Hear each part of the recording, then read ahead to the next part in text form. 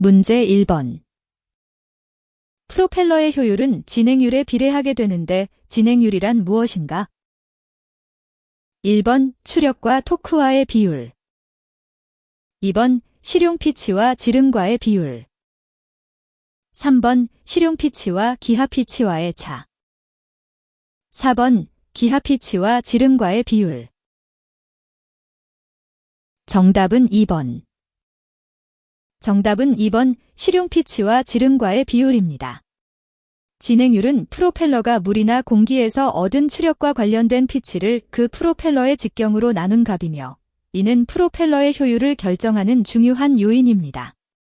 1번 보기에서는 추력과 토크와의 비율이 진행률을 정의하지 않습니다. 추력과 토크는 프로펠러 성능을 측정하는 다른 변수들일 뿐 진행률은 이들과 직접적으로 관련이 없습니다. 3번과 4번 보기에서는 기하 피치나 실용 피치와 기하 피치의 차가 진행률을 정의하지 않습니다. 진행률은 실제 작동 중인 프로펠러의 실용 피치와 그 지름 사이의 비율을 나타내는 것이므로 이들 개념들은 진행률의 정확한 정의를 제공하지 못합니다. 따라서 진행률은 주어진 옵션에서 실용 피치와 지름과의 비율로 정의되어야 합니다. 문제 2번. 밀도가 0.1kg/cc 2잼포인 대기속을 초당 100m의 속도로 행할 때 피토관 입구에 작용하는 동압은? 1번 100kg/제곱미터. 2번 500kg/제곱미터. 3번 1000kg/제곱미터. 4번 1500kg/제곱미터. 정답은 2번. 피토관은 비행기나 차량의 속도를 측정할 때 사용되는 장치입니다. 이 문제에서 주어진 대기의 밀도는 0.1kg/cc/잼이고 물체가 움직이는 속도는 초당 100m입니다. 동압은 공기와 접촉하는 표면에 작용하는 압력을 말하는데 이 값은 밀도와 속력의 제곱을 곱한 값으로 계산됩니다. 따라서 동압 0.5 곱하기 사인 밀도 곱하기 사인 속도 0.5 곱하기 사인 0.1kg/cc/잼 곱하기 사인 500kg/제곱미터이 됩니다. 따라서 정답은 2번으로 다른 보기들은 이 계산 과정을 잘못 이해하거나 적용하여 틀린 것입니다. 문제 3번. 날개 면적이 100제곱미터인 비행기가 시속 400km의 속도로 수평 비행하는 경우에 이 항공기의 중량은 얼마 정도 되는가? 1번 46,300kg. 2번 6만 kg. 3번 15,600kg. 4번 23,300kg. 정답은 1번. 양력의 기본 공식은 W의 별표로 별표 V, 별표 S, 별표 CL입니다. 여기서 W는 항공기의 중량, 로는 공기 밀도, V는 속도, S는 날개 면적, 그리고 CL은 양력 개수를 의미합니다. 먼저 주어진 값을 대입하면 W 별표 0.125kg 댐 3 별표 2 별표 100m 기 별표 0.6입니다. 계산 결과 항공기의 중량은 약 46,300kg입니다. 따라서 정답인 1번이 맞습니다. 다른 보기들은 이 공식을 잘못 적용하거나 값들을 잘못 대입한 경우가 대부분입니다. 예를 들어 속도 단위 변환을 놓치거나 양력 계수를 잘못 사용하면 결과값이 크게 달라질 수 있습니다. 이해하기 쉽게 설명하자면 항공기가 공기를 통과할 때 발생하는 힘으로 중량을 유지하는데 이 힘이 정확히 계산되어야 합니다. 문제 4번. 비행기의 무게가 3,000kg이고 경사각이 30도로 시속 150km의 속도로 정상선회하고 있을 때 선회 반지름은? 1번 306.8. 2번 324.3. 3번 567.0. 4번 721.6. 정답은 1번. 정답은 1번인 306.8입니다. 비행기의 선회 반지름을 계산하기 위해서는 먼저 비행기가 정상 선회할 때 필요한 중력 가속도를 알아야 합니다. 이 문제에서 경사각이 30도이고 속도가 시속 150km인 경우 중력가 속도와 비행기의 무게를 이용해 계산하면 됩니다. 여기서 중요한 것은 선의 반지름은 비행기의 속도 제곱을 중력가 속도에 나눈 값이라는 점입니다. 다른 옵션들은 이 공식을 잘못 적용하거나 필요한 변수들을 정확히 계산하지 않아 틀린 것입니다. 따라서 306.8m가 가장 적합한 답으로 선택됩니다. 문제 5번. 비행기의 마하수가 증가하면 충격파 때문에 항력이 급격히 커지는 현상은? 1번 버피팅 현상, 2번 드래그 더버전스 현상, 3번 스톨 현상, 4번 오플러터링 현상. 정답은 2번. 정답은 드래그 더버전스 현상입니다. 비행기의 속도가 빨라지면서 마하수가 증가할 때 항력이 갑자기 크게 늘어나는 현상을 말합니다. 이 현상은 비행기가 초음 속에 근접하면서 발생하는데 다른 옵션들처럼 공기와 충돌하는 과정에서 생기는 문제가 아니라 항공기의 형상과 속도가 직접 관련이 있습니다. 버피팅 현상, 스톨 현상, 플러터링 현상은 각각 비행 중에 발생할 수 있는 다른 문제들을 설명합니다. 예를 들어 버피팅은 공기의 불안정성이 비행기에 충격을 주는 현상을 의미하고 스톨은 날개가 제대로 공기를 밀어내지 못해 상승력이 떨어지는 상태를 말하며 플러터링은 비행 중 발생하는 진동이나 흔들림을 나타냅니다. 그러나 이들은 항력을 급격히 증가시키는 현상과 직접적으로 관련이 없습니다. 문제 6번. 수평등 속도 비행을 하는 중에 속도를 증가시키고 그 상태에서 수평 비행을 하기 위해서는 받은 각은 어떻게 변화시켜야 하는가? 1번 감소시킨다, 2번 증가시킨다, 3번 변화를 시키지 않는다, 4번 받은 각과는 무관하다. 정답은 1번. 정답은 1번, 즉 받은 각을 감소시켜야 한다.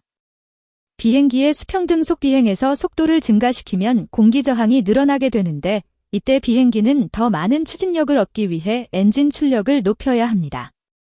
하지만 받은 각을 줄이는 것이 필요합니다. 왜냐하면 받은 각이 작아지면 공기 저항은 그대로라도 비행기는 더 효율적으로 앞으로 나아갈 수 있게 되어 속도를 높일 수 있기 때문입니다. 2번, 3번, 그리고 4번은 모두 틀린 선택지입니다. 받은 각을 증가시키거나 변화를 주지 않으면 공기 저항이 크게 늘어나 효율적인 비행이 어려워집니다. 따라서 속도를 높이는 동시에 수평 비행을 유지하려면 받은 각을 감소시켜야 합니다. 문제 7번.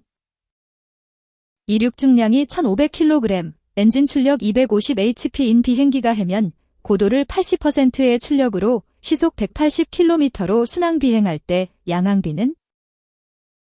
1번 5.25, 2번 5.0, 3번 6.0, 4번 6.25. 정답은 2번. 양항비는 비행기의 드래그 계수와 리프트 계수의 비율을 나타내며 이 비율이 클수록 효율적인 비행이 가능합니다. 문제에서 주어진 조건으로 시속 180km 속도에서 순항 비행할 때 양항비는 대략적으로 5.0입니다. 이 값은 비행기의 엔진 출력과 속도, 그리고 항공기 설계에 따라 결정되며 문제 상황에서는 정확하게 5.0이 됩니다. 다른 옵션들이 틀린 이유는 주어진 조건에서 양항비가 가장 근접한 값은 5.0이며 이보다 높거나 낮은 비율은 실제 비행 상황과 맞지 않기 때문입니다. 문제 8번. 실용 상승 한도는 상승 속도가 얼마일 때인가?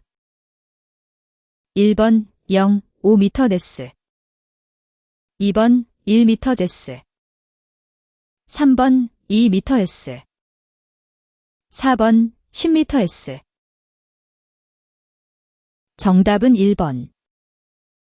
실용 상승 한도는 항공기의 상승 속도가 0.5m/s가 되는 고도를 의미합니다. 이 시점에서 더 이상 높이를 올라갈 수 없거나 매우 어려워지므로 실제 비행에서는 이 값을 중요한 기준으로 삼습니다. 따라서 정답은 1번 0.5m/s입니다. 2번부터 4번까지의 보기들은 모두 틀린 이유는 실용 상승한도가 항공기 성능 상한선에서 매우 중요한 역할을 하는데 이 값이 너무 높거나 낮으면 현실적인 비행 조건과 맞지 않기 때문입니다. 문제 9번. 비행기의 최소 속도를 나타낸 식 중 옳은 것은? 1번, 2번, 3번, 4번. 정답은 1번. 정답은 지각 이유는 비행기의 최소 속도는 양력과 중력이 균형을 이룰 때이며 이때 양력은 중력과 같아진다. 따라서 양력식과 중력식을 이용하여 최소 속도를 구할 수 있다. 양력식 L-1 로비SCL 중력식 W-잼지 양력과 중력이 균형을 이룰 때 LW이므로 2분의 1 로비SCL 댐집이 2mg 로SCL 따라서 최소 속도는 V 루트이다. 문제 10번. NACA 2301이 날개골에 대한 설명으로 가장 올바른 것은? 1번, 최대 캠버가 시위의 2%로 앞전에서 15%에 위치한다. 2번, 최대 캠버가 시위의 20%로 앞전에서 30%에 위치한다. 3번, 최대 두께가 15%이다. 4번, 최대 두께가 12%로 최대 캠버는 앞전에서 50%에 위치한다. 정답은 1번. NACA 2301이 날개의 경우 2분은 최대 캠버가 시위의 2%라는 의미이고 3분은 이 캐머가 앞전에서 30%가 아니라 15%에 위치한다는 것을 나타냅니다. 따라서 올바른 설명은 최대 캠버가 시위의 2%로 앞전에서 15%에 위치한다 입니다. 다른 보기들은 다음과 같은 이유로 틀립니다. 2번, 최대 캠버는 시위의 20%가 아니라 2%, 그리고 캐머 위치도 30%가 아닌 15%이다. 3번과 4번, 이들 보기 모두 최대 두께를 잘못 기술하고 있으며 NACA 2301에서 최대 두께는 시위의 12%임을 기억해야 합니다. 또한 4번은 캐머 위치도 오류가 있습니다. 이런 식으로 각 숫자와 알파벳이 NACA 날개 코드에서 정확히 무엇을 의미하는지 이해하면 올바른 선택지를 찾는 데 도움이 됩니다. 문제 11번. 날개의 면적이 20제곱미터이고 날개 길이가 12m일 때 가로 세로비는 얼마인가? 1번 28, 2번 7.2, 3번 6, 4번 1.7. 정답은 2번. 가로 세로비를 구하기 위해서는 날개의 면적을 길이로 나눠야 합니다. 문제에서 주어진 날개의 면적이 20제곱미터이고 길이는 12m라고 했으므로 종횡비는 20 나누기 사인 11.67가 아니라 20 나누기 사인 12의 역수인 12 나누기 사인 루트 근사 7.2가 됩니다. 따라서 정답은 2번입니다.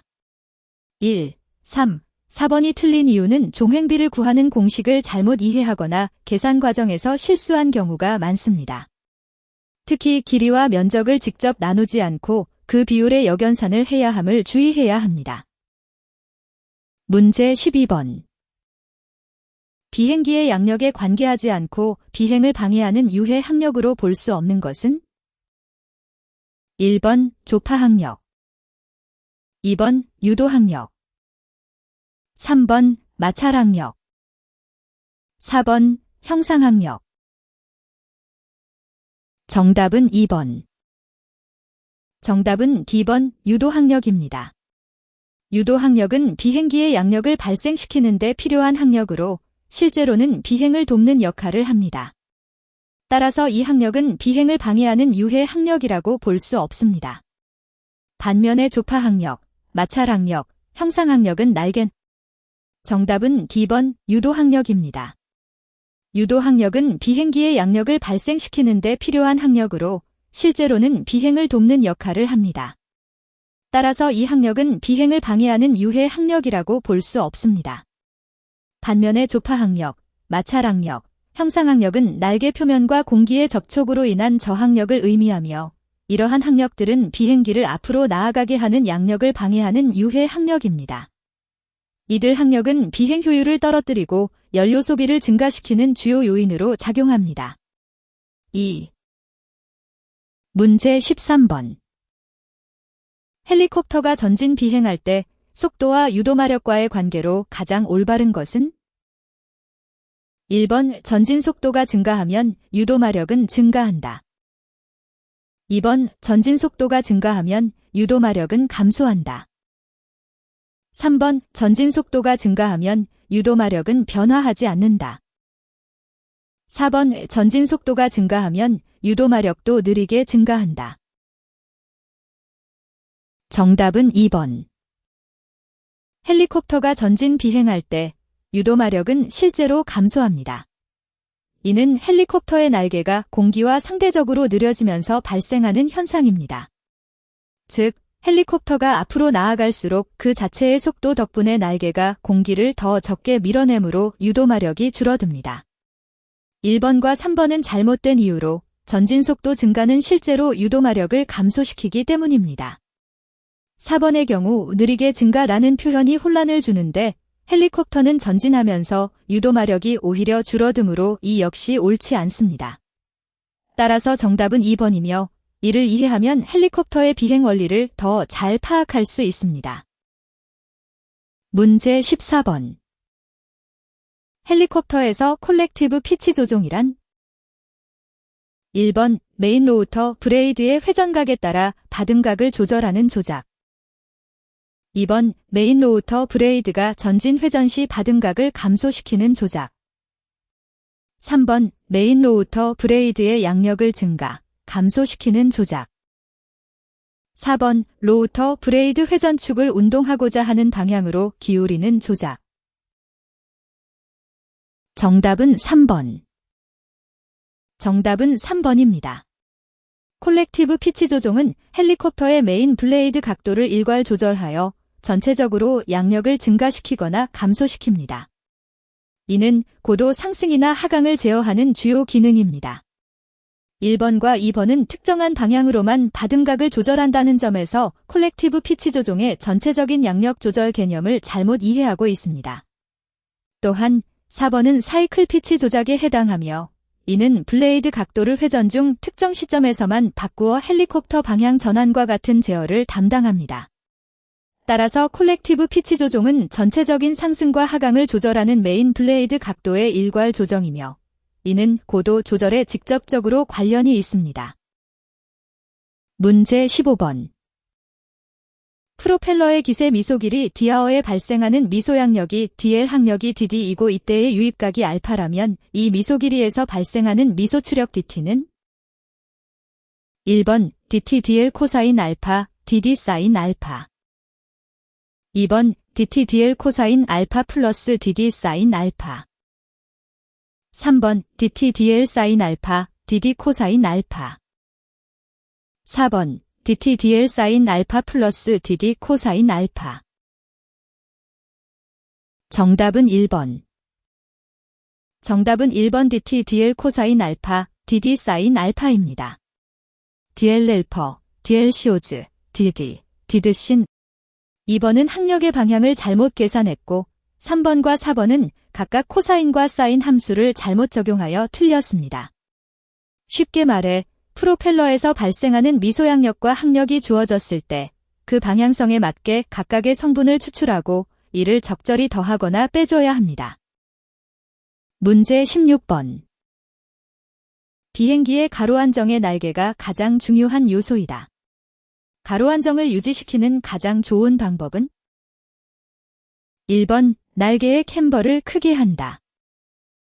2번 날개에 처든각을 준다. 3번 날개의 시위선을 최대로 한다. 4번 밸런스 탭을 장착한다. 정답은 2번. 가로안정은 비행기의 날개가 수평을 유지하도록 하는 중요한 요소입니다. 정답인 2번. 날개에 처든각을 주는 방법은 날개를 약간 위로 기울여 놓는 것이어서 이 방향으로 흔들림이 생기면 자연스럽게 반대 방향으로 회복하는 경향이 있어 가장 안정적인 방법입니다. 1번과 3번의 경우 날개의 모양을 바꾸어도 가로안정성은 크게 개선되지 않습니다. 실제로 캠버를 크게 하거나 시위선을 최대로 하는 것은 비행기의 상승력이나 효율성을 높이는 방법일 수 있지만 가로 안정에 직접적인 도움이 되지 않습니다. 4번의 밸런스 탭은 조종장치를 보조하는 역할을 하지만 이는 조종사가 비행기를 제어하기 쉽게 만들어주는 것이며 자동으로 안정성을 제공하지는 않습니다. 따라서 가장 좋은 방법은 2번인 처든각을 적용하는 것입니다. 문제 17번. 비행기에 작용하는 모든 힘의 합이경기며 키놀이, 옆놀이 및 빗놀이 모멘트의 합이경기인 경우를 무엇이라 하는가? 1번 정조준, 2번 평형, 3번 안정, 4번 균형. 정답은 2번. 정답은 D번 평형입니다. 비행기나 어떤 물체가 모든 힘의 합이 0이고 회전하는 힘인 모멘트의 합도 0이라면 그 상태는 평형이라고 말합니다. 이는 물체가 움직임 없이 정지하거나 일정한 속도로 직선을 따라 움직이는 상태를 의미합니다. 1번 정조준, 3번 안정, 그리고 4번 우균형은 비행기나 물체의 동역학적 상태를 설명하는 용어가 아니거나 평형과 관련된 개념이지만 문제에서 요구한 정확한 의미와는 다릅니다. 따라서 올바른 대답은 D번 평형입니다. 문제 18번. 비행기의 세로 운동의 주요 변수 요인이 아닌 것은? 1번 비행기의 키놀이 자세, 2번 공기 밀도, 3번 받음각, 4번 비행 속도. 정답은 2번. 정답은 D번 공기 밀도입니다. 비행기의 세로 운동, 즉 상승과 하강을 결정하는 주요 요인들은 비행기의 기체 자세, 받음각, 그리고 비행 속도가 있습니다. 이들 요소는 엔진 출력과 날개 설계에 따라 공기와 접촉하면서 발생하는 힘을 조절하여 세로 운동을 제어합니다. 반면 공기 밀도는 주요 변수가 아닙니다. 공기 밀도는 고도나 기온 등 환경적 요인에 크게 영향을 받아 변동하며 이는 비행기의 추진력이나 저항과 같은 측면에서 중요하지만 직접적인 세로 운동에는 큰 영향을 미치지 않습니다. 따라서 세로 운동을 결정하는 주요 변수는 아닌 공기 밀도가 올바른 정답입니다. 문제 19번. 방향키 부유각이란? 1번 방향키를 밀었을 때 공기력에 의해 방향키가 변이되는 각. 2번 방향키를 당겼을 때 공기력에 의해 방향키가 변이되는 각. 3번 방향키를 고정했을 때 공기력에 의해 방향키가 변이되는 각. 4번 방향키를 자유로 했을 때 공기력에 의해 방향키가 자유로이 변이되는 각. 정답은 4번. 방향키 부유각은 실제로 조종을 자유롭게 놓아두었을 때 공기역학적인 힘으로 인해 방향키가 자연스럽게 기울어지는 각도를 의미합니다. 이는 비행 중에 엔진의 추력이나 다른 외부 힘으로 인해 항공기가 자동으로 한쪽 방향을 향하도록 방향키가 기울어지는 현상을 설명합니다. 1번과 2번은 방향키를 조작하는 상황에서 발생하는 것이므로 부유각의 정의와 맞지 않습니다. 또한 3번은 방향키를 고정한 상태이기 때문에 공기력으로 인해 변이되는 현상이 발생하지 않아 틀립니다. 따라서 정답은 4번입니다. 방향키가 완전히 자유로워진 상태에서만 부유각이 발생합니다. 문제 20번. 가장 큰 처든각을 필요로 하는 경우는? 1번 날개가 동체의 상부에 위치하는 경우, 2번 오날개가 동체의 상부로부터 약 25% 위치에 있는 경우, 3번 날개가 동체의 중심부에 위치하는 경우, 4번 날개가 동체의 하부에 위치하는 경우. 정답은 4번. 정답은 4번. 날개가 동체의 하부에 위치하는 경우입니다. 이 위치에서는 가장 큰 처든각이 필요하게 됩니다. 왜냐하면 날개가 아래쪽에 있을 때 비행기 전체의 균형을 맞추려면 더 큰 각도로 날개를 접어야 하기 때문입니다. 1번과 2번은 날개가 동체 위쪽에 위치하므로 날개를 접는 각도가 적게 필요합니다. 3번은 날개가 동체 중앙부에 있으므로 상대적으로 중간 정도의 처든각이 요구됩니다. 따라서 하부에 날개를 배치할 때 가장 큰 처든각이 필요하게 되는 것입니다. 문제 21번. 다이나믹 댐퍼의 주 목적은? 1번, 크랭크 축의 자이로작용을 방지하기 위하여. 2번, 항공기가 교란되었을 때 원위치로 복원시키기 위하여. 3번, 크랭크 축의 비틀림 진동을 감쇄하기 위하여. 4번, 커넥팅 로드의 왕복 운동을 방지하기 위하여. 정답은 3번. 정답은 3번입니다. 다이나믹 댐퍼의 주 목적은 크랭크 축이 회전하면서 발생하는 비틀림 진동을 줄이는 것입니다. 이 진동은 엔진의 부품 수명을 단축시키고 성능 저하를 일으킬 수 있기 때문에 이를 감쇄함으로써 엔진의 안정성과 효율성을 향상시킵니다.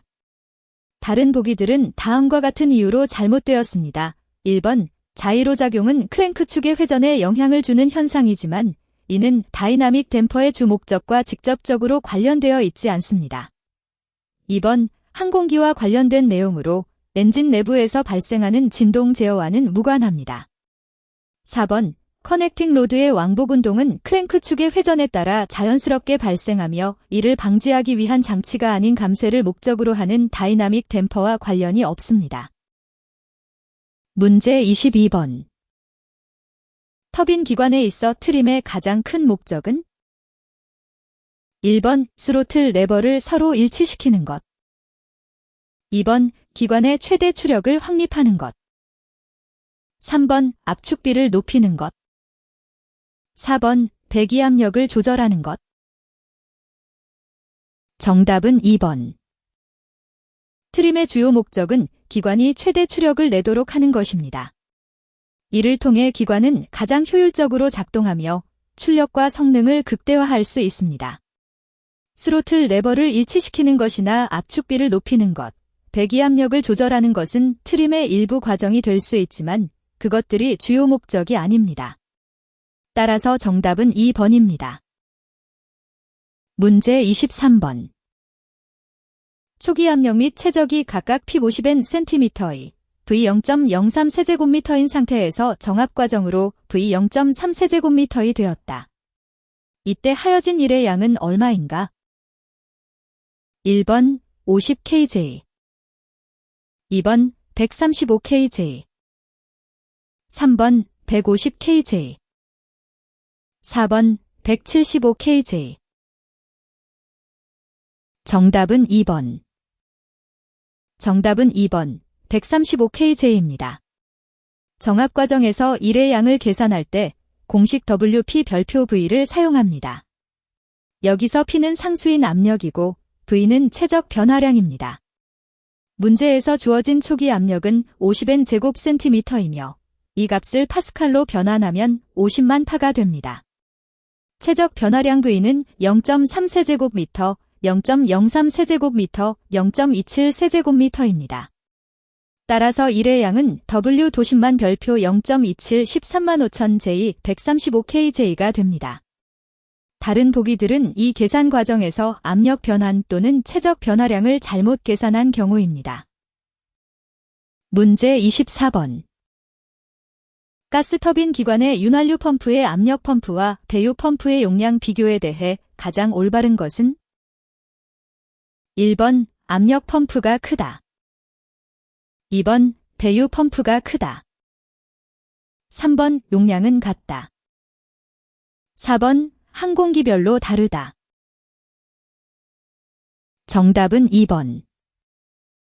가스터빈 기관의 윤활유 시스템에서 배유 펌프가 압력 펌프보다 크다는 이유는 배유 펌프는 가스터빈 내부 부품들의 윤활유를 분산시키고 공급하는 역할을 하기 때문에 더 큰 용량이 필요합니다.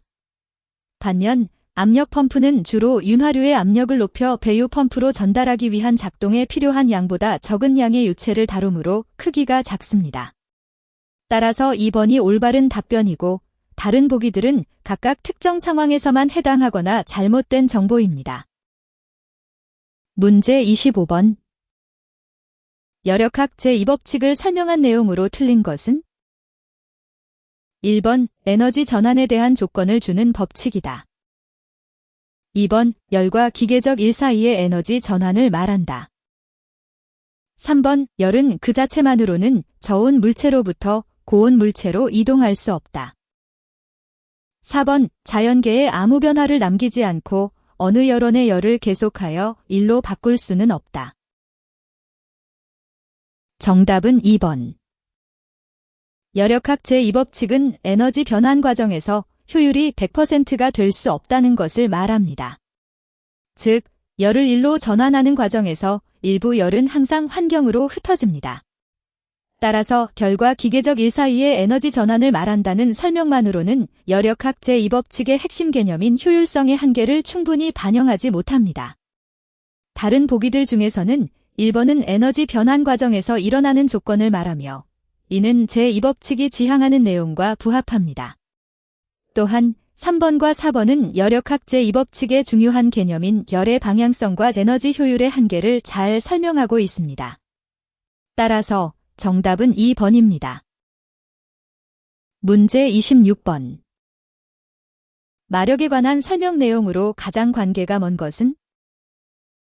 1번 다른 조건을 완전히 바꾸지 않고 출력을 늘리기 위해서는 회전수를 높여야 한다. 2번 마찰 마력은 엔진과 보기에 움직이는 부품들의 마찰을 극복하기 위해 필요한 마력이다. 3번 왕복 엔진은 연료의 연소에 의해 얻어지는 출력의 약 75%가 프로펠러 축에 전해지는 출력의 합계이다. 4번 제동 마력은 프로펠러 축에 전해지는 출력의 합계이다. 정답은 3번. 해설, 정답은 3번입니다. 이 문장은 마력과 직접적인 관련이 없고 대신 엔진 효율에 대한 내용을 다루고 있습니다. 마력은 기계가 일할 수 있는 힘의 크기를 나타내는 단위로 다른 보기들은 이러한 개념과 연결되어 있습니다. 1번은 회전수를 높여 출력을 늘리는 방법을 설명하며 이는 엔진의 성능과 직접 관련이 있어 마력에 대한 이해가 필요합니다. 2번은 엔진 내부에서 발생하는 마찰력을 극복하기 위해 필요한 힘 즉 마력에 대해 설명하고 있습니다. 4번은 제동 마력을 언급하며 이는 프로펠러 축의 출력을 줄이는 데 필요한 에너지를 의미합니다. 따라서 3번이 마력과 직접적인 관련성이 가장 적습니다. 문제 27번. 물질의 질량에 가해지는 힘의 크기를 식으로 나타낸 것은? 1번 F마 2번 AFM 3번 M파 4번 FAM 정답은 1번. 뉴턴의 운동법칙에 따르면 물체에 작용하는 합성힘 F는 그 물체의 질량 M과 가속도 A를 곱한 값으로 표현됩니다. 따라서 정답은 1번 세프마입니다. 2번 JF잼은 힘을 질량으로 나눈 결과가 가속도라는 의미로 힘에 대한 식이 아닙니다. 3번 잼파는 힘이나 가속도를 곱한 값이 질량이라는 해석이 되는데 이는 물리학적으로 맞지 않습니다. 4번 제프데이잼은 힘이 가속도를 분모의 질량으로 나눈 것인데 역시 원래 식인 F마와 맞지 않습니다. 따라서 1번이 올바른 정답입니다. 문제 28번. 구기통 성형기관에서 회전 연구자석이 6극형이라면 회전 연구자석의 회전속도는 크랭크 축의 회전속도의 몇 배가 되는가? 1번 3배 2번 1, 5배 3번 3, 4배 4번 2, 3배 정답은 3번. 정답은 3번. 즉 회전 연구자석의 회전속도가 크랭크 축의 회전속도의 3, 4배라는 것입니다. 이 이유는 다음과 같습니다. 구기통 엔진에서 한 주기가 끝나려면 총 9개의 화상이 필요하며 여기서 회전 연구자석은 6극형이라면 각 화상당 자석이 1, 3회전을 합니다. 따라서 크랭크 축이 한 바퀴 돌 때 회전 자석은 구별표 3회전하는 것이 아니라 4, 3회전하게 되어 크랭크 축의 회전속도 대비 3, 4배가 됩니다. 1번, 2번, 4번 옵션은 이와 같은 계산 과정을 잘못 이해하거나 간과하여 제시된 정답이 아닙니다. 문제 29번. 항공기 왕복 엔진이 매우 낮은 오일의 양을 가지고 시동되었을 때 조종사는 어떤 현상을 인지할 수 있는가? 1번 높은 오일 압력, 2번 오일 압력이 없다, 3번 오일 압력의 동요, 4번 아무것도 인지할 수 없다. 정답은 3번. 정답은 3번 오일 압력의 동요입니다. 왕복 엔진이 매우 낮은 오일량으로 시동을 걸면 엔진 내부 부품들이 충분히 윤활되지 못하여 오일 압력이 불안정하게 변동합니다. 이는 조종사에게 엔진의 이상 징후를 알려주며 즉시 대응해야 할 상황임을 의미합니다. 1번과 2번은 잘못된 선택지입니다. 낮은 오일량으로 인해 높은 압력이 발생하거나 완전히 압력이 없어지는 현상은 거의 발생하지 않습니다. 따라서 이들 옵션은 현실적인 상황을 반영하지 못합니다. 4번도 잘못된 선택지입니다. 낮은 오일량으로 인해 엔진 상태가 불안정하게 변동하는 것은 조종사에게 분명히 나타나므로 아무것도 인지할 수 없다는 주장은 올바르지 않습니다. 문제 30번. 터빈 엔진의 오일 계통에 사용되는 그림의 압력 오일 펌프는 어느 것인가? 1번 플런저식, 2번 기어식, 3번 루츠식, 4번 베인식. 정답은 2번. 위 그림에서 사용되는 압력 오일 펌프는 기어식이다. 이는 오일을 펌핑할 때 기어를 회전시켜 압력을 만들어내는 방식으로 작동하기 때문이다. 플런저식은 피스를 이용하여 압력을 만들어내고 루츠식은 회전하는 롤러를 이용하여 압력을 만들어내며 베인식은 베인을 이용하여 압력을 만들어낸다. 문제 31번. 정속 프로펠러에서 프로펠러 피치 레버를 조작했는데 프로펠러가 피치 변경이 되지 않는 결함이 발생했다면 가장 큰 원인은 무엇이라 추정하는가? 1번 조속기의 릴리프 밸브가 고착되었다. 2번 파일럿 밸브의 틈새가 과도하게 크다. 3번 조속기 스피더 스프링이 파손되었다. 4번 페더링 스프링이 마모되었다. 정답은 3번. 정답인 조속기 스피더 스프링이 파손되었다는 선택지가 맞습니다. 조속기는 엔진 회전수를 일정하게 유지하기 위해 작동하는데 스피더 스프링은 프로펠러 피치 변경을 돕는 역할을 합니다. 이 스프링이 파손되면 프로펠러의 피치가 제대로 조절되지 않아 피치 레버를 조작해도 변화가 없게 됩니다. 다른 선택지들은 다음과 같은 이유로 틀립니다. 1번은 조속기의 릴리프 밸브와 피치 변경이 직접적인 연관성이 낮습니다. 2번은 파일럿 밸브의 틈새 크기가 프로펠러 피치에 큰 영향을 미치지 않습니다. 4번은 패더링 스프링은 비상 상황에서만 작동하므로 일반적인 피치 조절에는 관여하지 않습니다. 문제 32번. 연료 조절 장치의 일반적인 기본 입력 신호들은 1번 엔진 회전수, 대기 압력, 압축기 출구 압력, 배기가스 온도. 2번 파워 레버 위치, 엔진 회전수, 대기 압력, 압축기 입구 온도, 압축기 출구 압력. 3번 파워 레버 위치, 연료 압력, 연소실 압력, 터빈 입구 온도. 4번 파워 레버 위치, 엔진 회전수, 터빈 입구 온도, 압축기 출구 압력. 정답은 2번. 정답은 2번입니다. 연료 조절 장치가 엔진의 성능을 최적화하기 위해서는 파워 레버 위치, 엔진 회전수, 대기 압력, 압축기 입구 온도, 그리고 압축기 출구 압력을 주요 입력으로 받아야 합니다. 이 정보들은 엔진이 효율적으로 작동하도록 연료 공급량을 조절하는 데 필수적입니다. 1번은 배기가스 온도가 포함되어 있는데 EGT는 출력 결과 중 하나로서 입력 신호에는 적합하지 않습니다. 3번과 4번은 터빈 입구 온도와 연료 압력, 연소실 압력이 포함되었는데 이들 역시 직접적인 입력 신호보다는 결과값으로 더 많이 사용됩니다. 따라서 가장 적절한 기본 입력 신호들은 파워 레버 위치, 엔진 회전수, 대기 압력, 압축기 입구 온도, 그리고 압축기 출구 압력입니다. 문 제33번. 고정 피치 프로펠러의 기각은 1번 선단에서 가장 크다. 2번 허브에서 선단까지 일정하다. 3번 선단에서 가장 작다. 4번 허브로부터 거리에 따라 비례해서 증가한다. 정답은 3번. 고정 피치 프로펠러의 기각은 선단에서 가장 작다는 정답이 맞습니다. 고정 피치 프로펠러는 기각을 조절할 수 없는 구조로 중심부인 허브 부근에서는 공기 저항이 적어 기각을 크게 설정하여 회전력을 높입니다. 반면 선단 부분은 속도가 가장 빨라져 공기 저항이 커지므로 작은 기각으로 설계되어 있습니다. 이렇게 설계된 이유는 프로펠러의 효율성을 유지하면서 전체적인 균형을 맞추기 위함입니다. 1번과 2번은 잘못된 선택지입니다. 선단에서 가장 크다는 주장은 공기 저항 문제를 해결하지 못합니다.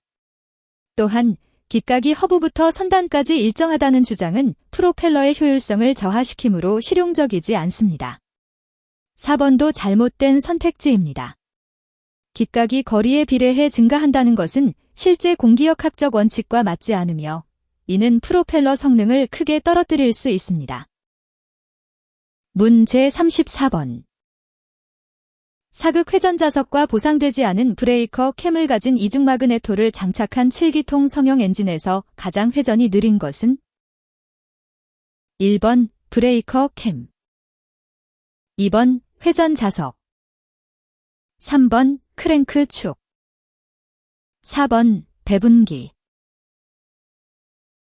정답은 4번. 7기통 성형 엔진에서 가장 회전이 느린 부품은 배분기입니다. 배분기는 엔진의 각 기통에 맞춰 정확한 시기에 연료를 분사하거나 점화 플러그를 작동시키는 역할을 하며 이 과정에서 일정한 속도로 회전해야 합니다. 따라서 그 속도는 엔진 자체보다 느립니다. 반면에 브레이커 캠이나 회전자석은 엔진의 고속 회전과 밀접하게 연동되어 있어 매우 빠르게 움직입니다. 크랭크 축 역시 엔진의 주 운동 부분으로 기통에서 발생하는 힘을 회전력으로 전환하여 빠르게 회전합니다. 따라서 배분기가 가장 느린 속도를 유지하게 됩니다. 문 제35번. 전기식 시동기의 클러치 장력은 무엇으로 조절할 수 있는가? 1번 클러치 하우징 슬립, 2번 클러치 플레이트, 3번 슬립 토크 어저스트먼트 유닛, 4번 레치트 어드저스트 레귤레이터. 정답은 3번. 정답은 3번 슬립 토크 어저스트먼트 유니트입니다. 이 장치는 클러치의 회전력을 조절하여 엔진과 전기식 시동기가 안전하게 연결되고 분리될 수 있도록 설계되었습니다. 이를 통해 시동 과정에서 발생할 수 있는 손상이나 부상을 방지합니다. 1번 클러치 하우징 슬립은 클러치 주변의 부품이며 회전력을 직접 조절하는 역할이 없습니다. 2번 클러치 플레이는 엔진과 전기식 시동기를 연결하거나 분리하기 위한 핵심 부품이지만 회전력 자체를 조절하지 않습니다. 4번 레치트 어드저스트 레귤레이터는 주로 기어 변속 장치에서 사용되며 클러치의 회전력을 조절하는 데에는 관련성이 없습니다. 문 제36번.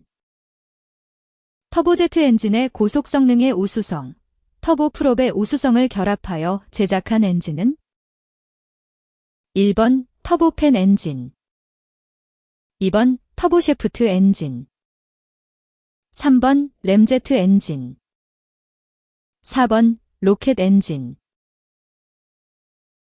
정답은 1번. 정답은 터보팬 엔진입니다. 터보팬 엔진은 고속 비행 성능을 가진 터보제트 엔진과 효율성이 뛰어난 터보프롭 엔진의 장점을 결합하여 제작되었습니다. 이 엔진은 외부 팬으로 공기 유량을 증가시켜 연료 소비를 줄이고 동시에 고속 비행 성능을 유지할 수 있습니다. 터보셰프트 엔진은 주로 헬리콥터와 같은 회전익 항공기에 사용되며 효율성은 뛰어나지만 고속 비행에 적합하지 않습니다. 램제트 엔진과 로켓 엔진은 각각 초음속 이상의 속도에서 작동하도록 설계되었으나 이들은 저속에서 작동할 수 없거나 별도의 추력 발생 장치가 필요하기 때문에 문제 조건을 만족시키지 못합니다. 문 제37번. 가스터빈 기관용 연료인 JP3에 혼합되지 않는 것은? 1번 가솔린, 2번 등유, 3번 디젤유, 4번 중유. 정답은 4번. 정답은 4번 중유입니다. JP3는 가스터빈 기관용으로 특별히 제조된 연료로서 주로 항공기나 발전소 등에서 사용됩니다. 이 연료에는 가솔린, 등유, 디젤유와 같은 경질 원유들이 혼합되어 있지만 중유는 그 성분에 포함되지 않습니다. 중유는 비교적 무겁고 점성이 높아 가스터빈 기관에서 효율적으로 연소하기 어렵기 때문입니다. 따라서 JP3에는 중유가 혼합되지 않는 것이 맞습니다. 문 제38번. 마그네토 브레이커 포인터의 스프링이 약하면 어느 것이 가장 먼저 발생하는가? 1번 전운전 범위에서 회전이 불규칙하다. 2번 고속 시에 실어한다. 3번 시동 시 및 저속 시에 때때로 실어한다. 4번 엔진이 시동되지 않는다. 정답은 2번. 마그네토 브레이커 포인터의 스프링이 약해지면 회전 속도가 빨라질수록 포인터와 마그네토 사이의 간극이 커져서 전기가 제대로 통하지 못하게 됩니다. 이로 인해 고속 운행 시에 실어 현상이 발생합니다. 따라서 정답은 2번 고속 시에 실어한다가 맞습니다. 1번과 3번은 스프링의 약화가 주로 고속에서 문제가 되기 때문에 저속이나 일정한 속도에서는 불규칙한 회전이나 때때로만 실어하는 현상이 나타나기는 어렵습니다. 또한 4번 엔진이 시동되지 않는다는 스프링의 약화보다는 다른 이유가 더 크게 작용할 가능성이 큽니다. 스프링이 약해지면 주로 고속 운전 때 전기적인 문제를 일으키므로 정답은 2번입니다. 문 제39번. 기화기의 흡기온도가 증가하면 정미평균 유효압력은? 1번 변화가 없다. 2번 증가한다. 3번 감소한다. 4번 감소 후 증가한다. 정답은 3번. 기화기의 흡기온도가 증가하면 엔진 내부에서 연료와 공기가 혼합되는 과정이 영향을 받습니다. 높은 흡기온도는 연료의 점성을 높이고 이로 인해 연료가 잘 분사되지 않아 적절한 연소가 이루어지지 못하게 됩니다. 따라서 엔진 출력이 감소하고 이를 반영하여 정미평균 유효압력도 줄어들게 됩니다. 1번과 2번은 흡기온도 상승이 BMEP에 긍정적인 영향을 미친다고 잘못 이해한 것입니다. 실제로는 높아진 온도가 연료 분사와 혼합 과정에 부정적인 영향을 미쳐 엔진 성능을 저하시킵니다. 문 제40번. 터보팬 엔진의 팬 트림 밸런스에 관하여 올바른 것은? 1번 엔진의 출력 조정이다. 2번 정기적으로 행하는 팬의 균형 시험이다. 3번 오펜 브레이드를 교환하여 한다. 4번 밸런스 웨이트로 수정한다. 정답은 4번. 정답은 4번 밸런스 웨이트로 수정한다입니다. 팬 트림 밸런스는 엔진 내부의 팬이 원활하게 회전하도록 균형을 맞추는 작업으로 이를 통해 진동이나 소음을 줄이고 효율성을 높이는 것이 목적입니다. 따라서 팬 트림 밸런스는 엔진 출력 조정이나 팬 교체 또는 정기적인 시험만을 위한 것이 아니라 실제적으로 균형 보정을 위해 특정 부품인 밸런스 웨이트를 이용하여 수정하는 과정입니다. 문 제41번. 인터널 렌칭 볼트 사용상의 주의사항으로 가장 올바른 내용은? 1번 카운터 싱크와셔를 사용할 때는 와셔의 방향은 무시해도 좋다.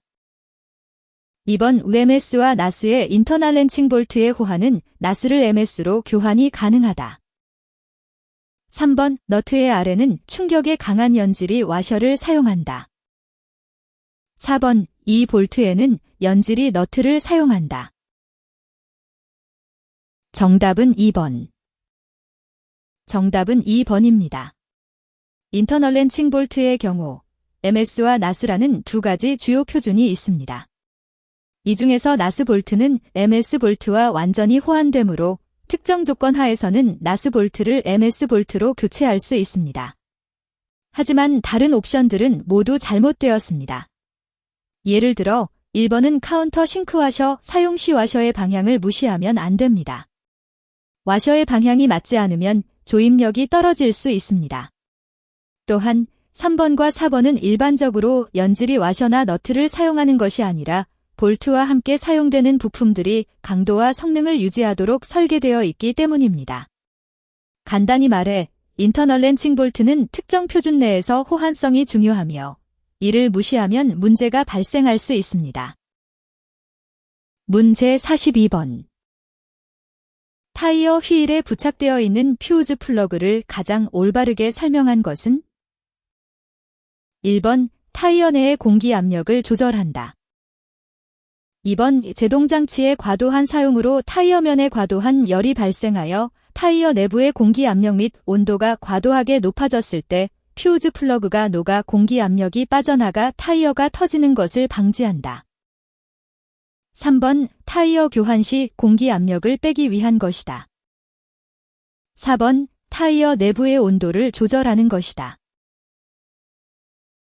정답은 2번.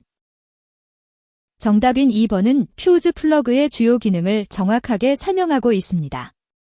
이 장치는 차량이 급제동이나 장시간 고속 주행으로 인한 과도한 열 발생에 대비해 설계되었습니다. 만약 타이어 내부 온도와 압력이 너무 높아지면 퓨즈 플러그가 녹아내려 공기 압력을 방출하여 폭발을 막습니다. 1번과 3번은 퓨즈 플러그의 주요 기능인 안전보호 역할이 아니라 타이어의 공기 조절에 관한 설명으로 이는 다른 장치나 방법으로 이루어지므로 잘못된 선택입니다. 4번은 온도를 직접 조절하는 것이 아니라 과열로 인한 위험을 방지하기 위한 설계임을 고려하면 틀린 내용입니다. 이렇게 퓨즈 플러그는 타이어의 안전성을 높이는 중요한 역할을 하는데 이는 다른 보기들에서 언급되지 않은 점이 주요한 차이점입니다. 문제 43번. 등분 포화 중 Q를 받는 길이 L 되는 단순 지지보의 최대 처짐은 얼마인가? 1번, 2번, 3번, 4번. 정답은 3번. 등분 포화 중 Q를 받는 길이 L인 단순 지지보의 최대 처짐은 다음과 같이 구할 수 있다. 달러 델타 막스 프레고 QL4 384 EI 달러 여기서 분모인 EI는 보의 강성을 나타내는 값으로 이 값이 클수록 보는 더 강하다는 것을 의미한다. 따라서 EI가 가장 큰 보가 가장 많은 하중을 지탱할 수 있다. 따라서 보기 중에서 EI 값이 가장 큰 것은 이다. 문제 44번. 고정화셔가 사용되는 곳으로 가장 적당한 것은? 1번 주 및 부구조물 고정장치로 사용될 때. 2번 오 파손 시 공기 흐름에 노출되는 곳. 3번 자동 고정 너트나 캐스털리티드 넛과 적합하지 않은 곳에 사용된다. 4번 스크류를 자주 장탈하는 부분. 정답은 3번. 고정화셔는 주로 나사가 느슨해지거나 빠지는 것을 방지하기 위해 사용됩니다. 정답인 3번은 자동 고정 너트나 카스트레이티드 너트가 적합하지 않은 경우에 고정화셔를 대체적으로 사용한다는 점을 명확히 설명하고 있습니다. 이러한 너트들이 불량하거나 사용할 수 없는 상황에서 고정화셔는 나사의 결합력을 강화시키고 부품이 느슨해지는 것을 방지하는 데 효과적입니다. 1번과 2번은 특정 조건이나 장소에 대한 설명으로 고정화셔가 항상 필요한 것은 아니므로 적절하지 않습니다. 예를 들어 주 및 부구조물의 고정장치는 다른 형태의 나사나 너트로도 충분히 안전하게 고정될 수 있습니다. 또한 파손 시 공기 흐름에 노출되는 곳은 고정화셔보다는 내구성이 뛰어난 다른 부품이 더 적합할 수 있습니다. 4번의 경우 스크류를 자주 장탈하는 부분에서는 나사가 자주 조여지거나 풀려나가는 상황을 반복적으로 경험하게 되므로 고정화셔가 유용하지만 이는 고정화셔 사용의 전부는 아닙니다. 따라서 가장 적합한 선택지는 3번입니다. 문 제45번. 착륙 기어가 내려올 때 속도를 감소시키는 밸브는 1번 ORFIC 책 밸브, 2번 시퀀스 밸브, 3번 셔틀 밸브, 4번 릴리프 밸브. 정답은 1번 ORIFIC 책 밸브가 맞습니다. 이 밸브는 착륙 기어를 내리는 동안 필요한 속도를 줄이면서 기어의 하강을 제어합니다. ORIFIC 부분은 공기나 유체의 흐름을 조절하여 속도를 감소시키는 데 사용됩니다. 시퀀스 밸브, 셔틀 밸브, 그리고 릴리프 밸브는 각각 다른 역할을 합니다. 시퀀스 밸브는 시스템 작동 순서를 결정하고 셔틀 밸브는 두 개의 압력 중 더 높은 압력을 선택하며 릴리프 밸브는 과도한 압력을 방지하기 위해 사용됩니다. 따라서 이들 밸브는 착륙 기어 하강 속도를 줄이는 주요 기능에는 직접 관련이 없습니다. 문 제46번. 알루미늄 합금의 식별에는 미국의 알코아 회사에서 제조한 알루미늄 합금의 규격 표시가 사용되기도 한다. 규격의 표시 A50S가 나타내는 것은 1번 알코아 회사의 알루미늄 재료로서 합금의 원소가 마그네슘이고 가공용 알루미늄을 나타낸 것이다. 2번 알코아 회사의 알루미늄 재료로서 합금의 원소가 구리이고 가공용 알루미늄을 나타낸 것이다. 3번 알코아 회사의 알루미늄 재료로서 합금의 원소가 규소이고 가공용 알루미늄을 나타낸 것이다. 4번 알코아 회사의 알루미늄 재료로서 합금의 원소가 아연이고 가공용 알루미늄을 나타낸 것이다. 정답은 1번. 정답은 1번입니다. 알루미늄 합금의 규격 표시 A50S에서 첫 번째 글자 J는 알코아 회사의 알루미늄 재료를 의미합니다. 두 번째 부분인 90부는 마그네슘을 함유한 OXXX 시리즈 합금을 나타냅니다. 마지막 제스는 이 알루미늄이 가공용이라는 것을 알려줍니다. 2번부터 4번까지의 옵션들은 각각 다른 원소를 언급하고 있는데 이들은 A50S에서 나타나지 않는 원소입니다. 따라서 이들 옵션은 모두 잘못되었습니다. 문 제47번. 항공기 무게 측정에서 다음과 같이 나타났다. 자기 무게의 무게중심은 오일이 30의 거리에 보급되어 있다. 1번 61.64, 2번 51.64, 3번 57.67, 4번 66.14. 정답은 1번.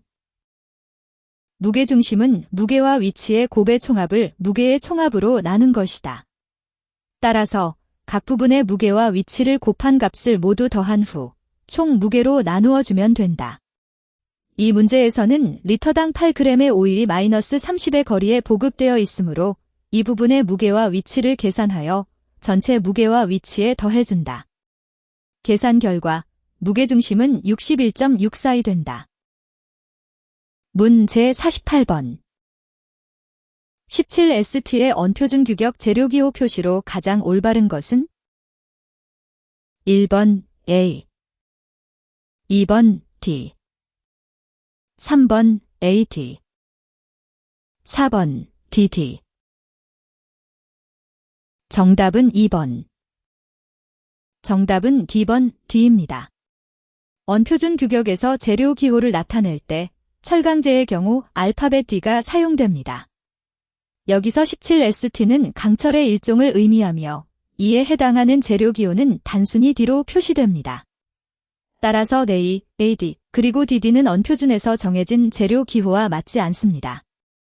간단히 말하면 철강제의 경우 D만 사용하고 그 외 다른 알파벳을 추가하거나 변경해서 쓰면 안 됩니다. 문 제49번. 케이블 컨트롤 시스템에서 케이블 텐션을 조절하여 줄 수 있는 부품은 1번 케이블 드럼, 2번 벨 크랭크, 3번 턴 버켈, 4번 폴리. 정답은 3번. 턴버클은 케이블 긴장을 조절하는 데 사용되는 부품으로 이를 통해 케이블의 길이를 조정할 수 있습니다. 이는 캔트럴 시스템에서 케이블 텐션을 정확하게 유지하는 데 중요한 역할을 합니다. 케이블 드럼은 주로 케이블을 감고 풀어주는 기능을 하며 직접적으로 텐션 조절에는 사용되지 않습니다. 벨크랭크는 주로 각도를 바꾸거나 힘의 방향을 전환하는 데 사용되므로 케이블 긴장 조절에 직접적인 역할은 없습니다. 그리고 풀리는 주로 케이블이 움직이는 경로를 변경하거나 힘을 분산시키는 데 사용됩니다.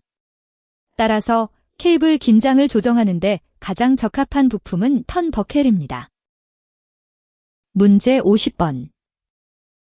항공기 너트의 식별 표시에 포함되어 있지 않은 내용은? 1번 황동 색깔, 2번 내부 특징으로 비셀프라킹 또는 셀프라킹, 3번 금속의 광택, 4번 재질 표시 특수 문자가 너트에 새겨 있다. 정답은 4번. 항공기 너트의 식별 표시에는 황동 색깔, 내부 특징으로 비셀프라킹 또는 셀프라킹, 그리고 금속의 광택 등이 포함됩니다.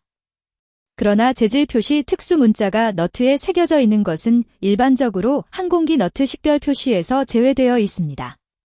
이는 각 나라와 기업마다 다르게 적용되며 국제표준에서는 이러한 재질 정보를 별도로 관리하거나 문서화하는 경우가 많습니다. 따라서 정답은 4번입니다. 다른 보기들에 대해서는 다음과 같이 설명할 수 있습니다. 황동 색깔과 금속의 광택은 너트의 외관 특징으로 식별하는 데 중요한 역할을 합니다. 내부 특징으로 비셀프라킹 또는 셀프라킹은 너트가 어떻게 고정되는지를 알려주는 중요한 정보입니다. 문제 51번. 폭이 20cm, 두께가 8mm인 알루미늄판을 그림과 같이 구부리고자 한다. 필요한 알루미늄판의 세트백은 얼마인가? 1번 12mm, 2번 16mm, 3번 18mm, 4번 20mm. 정답은 2번. 세트백은 구부린 부분에서 판이 원래 위치로 돌아오지 않는 거리를 말한다. 이 문제에서는 판의 폭이 20cm이므로 구부린 부분에서 원래 위치로 돌아오지 않는 거리는 20cm에서 구부린 부분의 길이를 뺀 값이다. 그리고 구부린 부분의 길이는 구부린 각도와 반지름에 따라 달라진다. 이 문제에서는 구부린 각도가 90도이고 반지름이 16mm이므로 구부린 부분의 길이는 2파이 곱하기 사인 16mm 곱하기 사인 360분의 90 25.12mm이다. 따라서 세트백은 20cm, 25.12mm, 8mm, 167.88mm 근사 16mm이 된다. 문제 52번. 항공기의 설계 및 제작 과정에서 항공기가 비행 중에 걸리는 공기력의 측정을 위해 수행되는 시험은?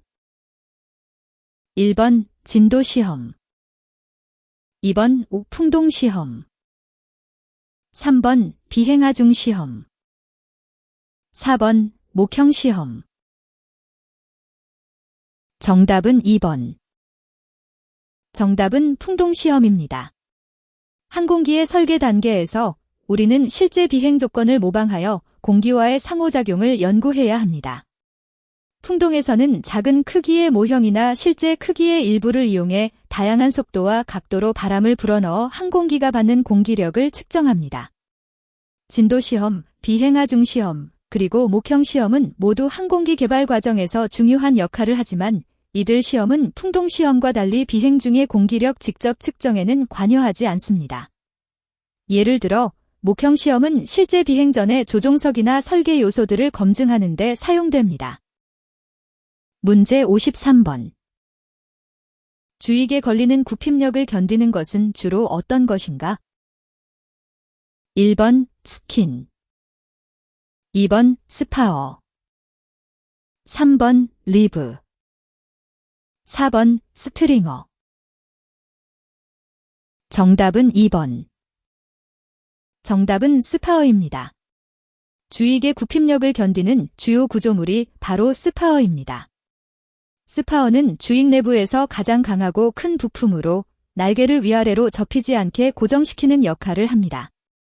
스킨은 외피로서 주로 형태와 공기역학적 성능을 유지하는 데 사용되며 굽힘력을 직접 견디지는 않습니다. 리브는 날개의 모양을 형성하고 스트링어는 스킨과 스파어 사이에서 강도를 보강하는 데 기여하지만 굽힘력 자체를 주로 견디는 역할은 아닌 것이죠. 문제 54번. 합성 고무 중 우수한 안정성을 가져 내열성이 요구되는 부분의 밀폐제 등으로 사용되는 것은 1번 부틸, 2번 분화, 3번 네오프렌, 4번 실리콘 고무. 정답은 4번. 정답은 4번 실리콘 고무입니다. 실리콘 고무는 높은 내열성을 가지고 있어 매우 뜨거운 환경에서도 안정적으로 사용할 수 있습니다. 이 특성 때문에 고온에서 작동하는 기계나 장비의 밀폐 부위에 많이 쓰이게 됩니다. 1번 부틸과 2번 분화는 비교적 낮은 온도 범위에서 주로 사용되며 내열성이 뛰어난 것은 아닙니다.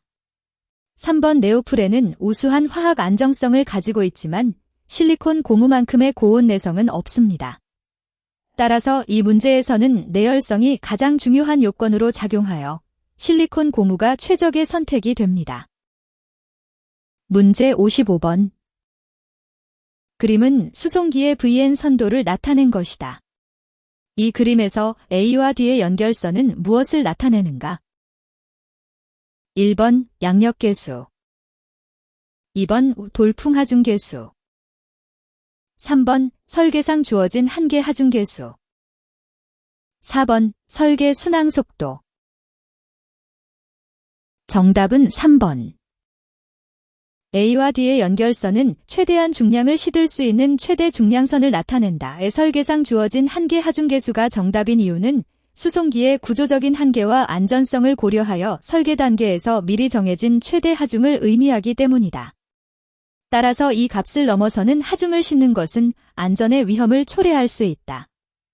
양력계수는 바람의 세기와 방향에 따라 수송기가 받는 힘을 나타내는 값이고, 돌풍 하중계수는 돌풍이 일어날 때 수송기가 받는 하중을 나타내는 값이다.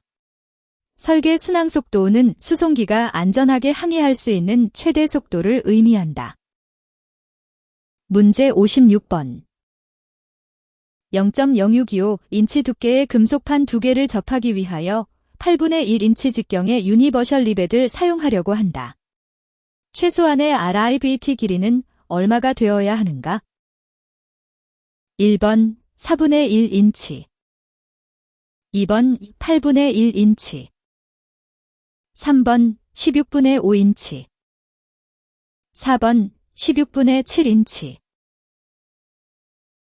정답은 3번. 리벳의 길이는 2개의 금속판을 완전히 통과시키고 양쪽에서 충분한 접착력을 제공해야 합니다. 여기서 0.0625인치 두께의 금속판이 2개 있으므로 리벳은 이 두 판 사이를 통과하고 각각의 금속판을 약간 뚫어야 합니다. 따라서 리벳의 최소 길이는 8분의 1인치 별표 2 플러스 추가적인 접착 부분이 필요합니다. 보기에 제시된 옵션 중에서 가장 적절한 길이는 16분의 5인치입니다. 4분의 1인치와 16분의 7인치는 각각 너무 짧거나 길어서 필요한 접착력을 제공하지 못하거나 리벳의 헤드가 충분히 형성되지 않을 수 있습니다. 그리고 8분의 1인치는 단순히 2개의 금속판을 통과시키기에는 부족합니다. 문제 57번. 반 모노코큐 구조 형식에 있어서 날개의 구조는 1번 론저론, 스트링거, 벌크헤드, 외피, 2번 스트링거, 리브, 외피, 3번 스파, 리브, 스트링거, 외피, 4번 플랩, 에일러론, 스포일러. 정답은 3번. 반 모노코큐 구조의 날개는 주요 구성 요소가 스파, 리브, 스트링거, 외피로 이루어져 있습니다. 이들 요소들이 함께 작용하여 날개를 강하게 지탱하고 비행 중 발생하는 다양한 힘을 효과적으로 분산시킵니다. 따라서 3번이 올바른 선택입니다. 1번과 2번은 론저론이나 벌크헤드가 반모노코큐 구조에서 주요 요소로 작용하지 않기 때문에 틀립니다. 또한 4번은 플랩, 에일러론, 스포일러는 날개의 일부 기능을 담당하는 부품이지만 구조적 요소로 분류되지 않습니다. 문제 58번. 연한 얼루미늄의 드릴 작업을 할 때 드릴 각도는 1번 118도, 2번 90도, 3번 67도, 4번 45도. 정답은 2번. 드릴 작업을 할 때 연한 알루미늄 재료에 가장 적합한 드릴 각도는 90도입니다. 이 각도는 드릴이 부드럽게 들어가면서 쉽게 구멍을 뚫을 수 있도록 해줍니다. 만약 다른 각도를 사용하면 드릴이 잘 미끄러지거나 재료에 손상을 줄 위험이 있습니다. 따라서 118도, 67도, 45도는 알루미늄의 연한 특성상 부서질 가능성이 높아 적합하지 않습니다. 문제 59번. 재료의 탄성계수 E와 포화송의 비뉴 및 최적 탄성계수 K 간의 관계가 올바르게 된 것은 1번, 2번, 3번, 4번. 정답은 2번. 정답은 기다. 이유는 탄성계수 E와 포화송의 비뉴, 최적 탄성계수 K는 모두 재료의 탄성에 관련된 물리적인 상수이며 이들은 서로 관련이 있기 때문이다. 구체적으로는 E와 뉴를 이용하여 K를 계산할 수 있으며 K, 예식으로 표현된다. 따라서 E와 뉴가 주어지면 K를 계산할 수 있으므로 이들은 서로 관련이 있는 것이다. 문제 60번. 대형 항공기에 주로 사용하는 브레이크 장치는 1번 싱글 디스크 브레이크, 2번 세그멘트 로터 브레이크, 3번 슈브레이크, 4번 듀얼 디스크 브레이크. 정답은 2번. 정답은 세그멘트 로터 브레이크입니다. 대형 항공기에서는 매우 강력한 제동력을 필요로 하며 이 장치는 여러 개의 부품이 조합되어 있어 균일하게 열을 분산시키고 큰 힘에도 견딜 수 있습니다. 이 때문에 안전성과 효율성이 뛰어나 대형 항공기에 적합합니다. 싱글 디스크 브레이크와 듀얼 디스크 브레이크는 각각 한 개 또는 두 개의 디스크를 사용하며 열 분산이 덜 효과적이고 부피가 크다는 단점이 있어 대형 항공기에는 적합하지 않습니다. 또한 슈브레이크는 주로 자동차나 소형 비행기에 쓰이는 간단한 구조의 브레이크로 제동력이나 내구성이 충분치 않아 대형 항공기에 사용하기엔 부적합합니다. 문제 61번. 고독의 오차의 종류가 아닌 것은 1번 눈금 오차, 2번 밀도 오차, 3번 온도 오차, 4번 기계적 오차. 정답은 2번. 고독의 오차의 종류 중에서 밀도 오차가 아닌 이유는 고독에가 주로 공기 밀도를 기준으로 높이를 측정하지 않기 때문입니다. 눈금 오차, 온도 오차, 기계적 오차는 모두 고독의 작동 과정에서 발생할 수 있는 오류 유형입니다. 눈금 오차는 실제 값과 표시된 값 사이의 차이를 의미하고 온도 오차는 환경 온도 변화에 따른 측정값의 오차이며 기계적 오차는 고독의 내부 부품의 문제로 인한 오류입니다. 따라서 밀도 오차가 제외되어 있습니다. 문제 62번. 절대고도란 1번 해면상으로부터의 고도, 2번 표준대기 해면으로부터의 고도, 3번 표준대기의 밀도에 상당하는 고도, 4번 지상으로부터 항공기까지의 거리. 정답은 4번.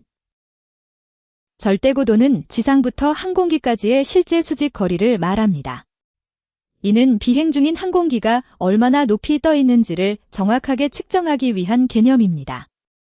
따라서 옵션 4가 맞습니다. 옵션 1은 해면부터의 고도를 의미하며 항공기의 위치와는 직접적인 관련이 없습니다. 옵션 2는 기압을 기준으로 한 고도로 실제 지상과의 거리와는 다릅니다. 옵션 3은 대기의 밀도에 따른 상대적 고도를 의미하는데 이 역시 실제 지표면까지의 거리를 나타내지 않습니다. 따라서 절대고도는 단순히 땅에서 항공기까지의 거리로 정의됩니다. 문제 63번. 날개 및 날개 루트 부분 또는 랜딩 기어에 장착되며 항공기 축 방향을 조명하는 데 사용하는 등은 1번 착빙 감시등, 2번 선회등, 3번 항공등, 4번 착륙등. 정답은 4번. 정답은 4번 착륙등입니다. 항공기의 날개 루트나 랜딩 기어에 장착된 착륙등은 주로 야간이나 저시력 조건에서 비행기의 위치와 방향을 명확히 보이게 하여 안전한 착륙을 돕는 중요한 장치입니다. 다른 보기 중 착빙 감시등은 엔진이나 프로피엘 의리알 주변에 설치되어 얼음을 모니터링하는 역할을, 선회등은 비상 상황에서 급격히 방향을 바꿀 때 사용되며 항공등은 일반적으로 항공기의 위치를 알리는 데 사용됩니다. 따라서 문제에서 요구한 조건에 가장 부합하는 것은 착륙등입니다. 문제 64번. 항공기 유압 회로에서 필터에 부착되어 있는 차압 지시계의 주 목적은 1번 필터 엘레먼트가 오염되어 있는 상태를 알기 위한 지시계이다. 2번 필터 출력 회로의 압력이 높아질 경우 압력차를 알기 위한 지시계이다. 3번 필터 출력 회로에서 귀환되어 유압의 압력차를 지시하기 위한 지시계이다. 4번 필터 입력 회로의 유압의 압력차를 지시하기 위한 지시계이다. 정답은 1번. 차압 지시계는 주로 필터 엘레먼트가 오염되어 있는 상태를 알려주는 역할을 합니다. 필터 엘레먼트가 더러워지면 유체의 통과가 어려워져서 입력 압력은 높아지고 출력 압력은 낮아집니다. 이 차이를 측정하여 운전사에게 알리는 것이 바로 차압 지시계의 주요 기능입니다. 2번부터 4번까지는 모두 잘못된 설명입니다. 차압 지시계가 필터 출력 회로에서 압력을 측정하거나 귀환되는 유체를 모니터링하는 것은 그 주요 역할이 아닙니다. 또한 입력 회로의 압력차만을 나타내는 것도 전체적인 목적과는 맞지 않습니다. 따라서 정답은 1번입니다. 차압 지시계는 필터가 더러워진 상태를 알려주어 시스템 유지 보수에 필요한 정보를 제공합니다. 문제 65번.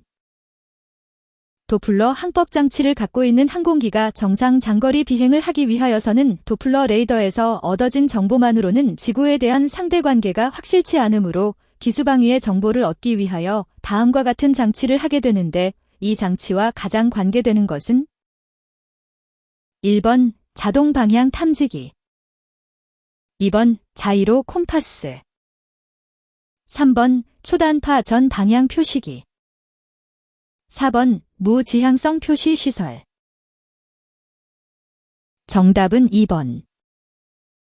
정답은 D번 자이로 콤파스입니다.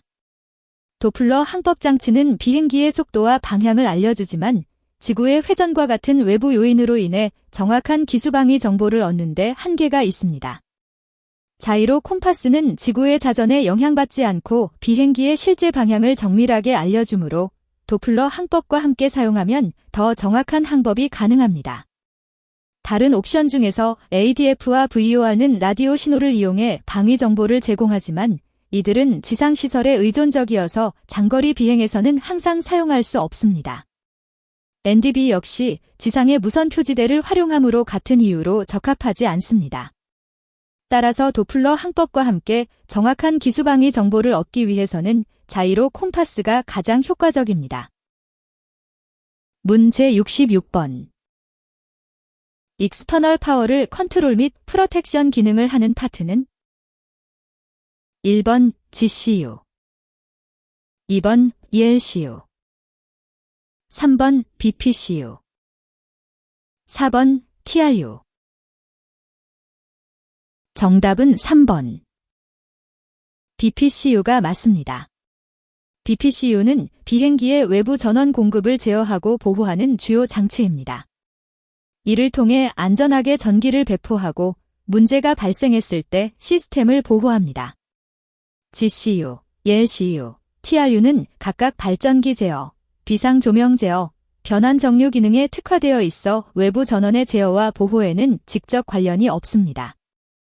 따라서 이들 옵션은 해당 문제에서 적절하지 않습니다. 문제 67번. 연료량 지시계에서 콘덴서의 용량과 관계없는 것은? 1번 극판의 넓이, 2번 극판 간의 거리, 3번 중간 매개체의 유전율, 4번 중간 매개체의 절연율. 정답은 4번. 연료량 지시계에서 콘덴서의 용량은 주로 콘덴서 내부의 전기장을 결정하는 요소들에 의해 정해집니다. 극판의 넓이, 극판 간의 거리, 그리고 중간 매개체의 유전율은 이 전기장과 직접 관련되어 있어 콘덴서 용량을 결정하는 데 중요한 역할을 합니다. 하지만 중간 매개체의 절연율은 주로 안전성이나 내구성을 보장하는 데 사용되며 실제로 콘덴서의 용량에 영향을 미치지는 않습니다. 따라서 정답은 4번입니다. 다른 보기 드린 극판의 넓이, 극판 간의 거리, 중간 매개체의 유전율은 모두 전기장과 관련되어 있어 콘덴서 용량에 직접적인 영향을 미칩니다. 문제 68번. 지자기에 대한 설명으로 틀린 것은? 1번 지자기의 남북과 지도상의 남북은 다르다. 2번 자석의 N극은 지리학상 지구의 남극을 가리킨다. 3번 자기 컴파스는 일반적으로 65도 이상의 고緯도에서는 사용할 수 없다. 4번 자성체에 의해서 지자기의 방향이 영향을 받는다. 정답은 2번. 정답은 D번 자석의 N극은 지리학상 지구의 남극을 가리킨다입니다. 이 문장이 잘못된 이유는 실제 지자기에서 자석의 북극은 지리적, 일드 지자기의 남북과 지도상의 남북은 다르다는 맞습니다. 지자기는 자기장이 있어 실제 방향과 지도상의 북남극 방향이 다릅니다. 3. 자기 컴파스는 일반적으로 65도 이상의 고緯도에서는 사용할 수 없다는 것도 사실입니다. 이 지역에서는 지자력의 영향으로 컴파스가 정확히 작동하지 못합니다. 4의 자성체에 의해서 지자기의 방향이 영향을 받는다는 올바른 설명입니다. 다른 자성체들이 주변에서 자기장을 바꿀 수 있습니다. 따라서 이 번만이 잘못된 정보를 제공하고 있습니다. 문제 69번. 제빙부트 계통에서 팽창 순서를 조절하는 것은? 1번 분배 밸브, 2번 부트 구조, 3번 진공 펌프, 4번 흡입 밸브. 정답은 1번. 정답은 분배 밸브입니다. 분배 밸브는 제빙부트 계통에서 냉매의 양을 조절하고 이를 통해 각 부트에 공급되는 냉매의 양과 순서를 결정합니다. 따라서 팽창 순서를 조절하는 역할을 합니다. 부트 구조, 진공 펌프, 그리고 흡입 밸브는 제빙부트 시스템에서 중요한 역할을 하지만 이들 각각은 냉매의 팽창 순서를 직접적으로 조절하지 않습니다. 예를 들어 부트 구조는 냉동 과정에서 얼음을 형성하고 분리하는 역할을 하며 진공 펌프와 흡입 밸브는 주로 시스템의 진공 상태 유지나 냉매 공급과 관련된 작업을 수행합니다. 문제 70번. 교류 전동기가 아닌 것은? 1번 가역 전동기, 2번 유니버설 전동기, 3번 유도 전동기, 4번 동기 전동기. 정답은 1번. 정답은 가역 전동기입니다. 가역 전동기는 교류와 직류 양쪽에서 작동할 수 있지만 직접적으로 교류 전압으로 동력을 발생시키는 기계는 아닙니다.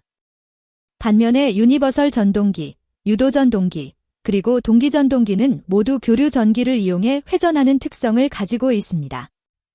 따라서 이들 중에서는 가역 전동기가 교류 전동기에 해당하지 않습니다. 문제 71번. 항공용으로 사용되는 공기압 계통에 대한 설명으로 가장 관계가 먼 것은? 1번 이 대형 항공기에는 주로 유압 계통에 대한 보조수단으로 사용된다. 2번 우소형 항공기에는 브레이크 장치, 플랩 작동 장치 작동에 사용된다. 3번 공기압 누설 시 압력 전달에 큰 영향을 주기 때문에 누설 허용은 안 된다. 4번 공기압 사용 시 귀환관이 필요 없어 계통이 단순하다. 정답은 3번. 정답은 3번 공기압 누설 시 압력 전달에 큰 영향을 주기 때문에 누설 허용은 안 된다입니다.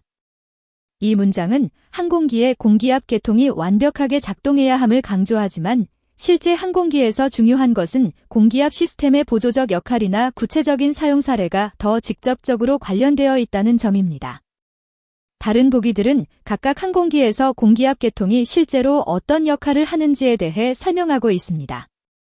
1번과 2번은 실제 항공기에서 공기압 시스템의 주요 기능을 설명하며 4번은 공기압 사용의 장점 중 하나를 언급하고 있어 모두 항공용 공기압 계통과 직접적인 관련이 있습니다.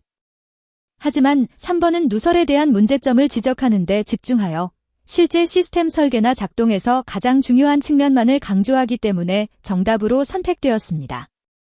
간단히 말해 항공기의 공기압 계통은 여러 가지 중요한 역할을 수행하며 누설이 발생하면 문제가 되지만 이는 전체 시스템 이해에 비해 상대적으로 간접적인 측면입니다.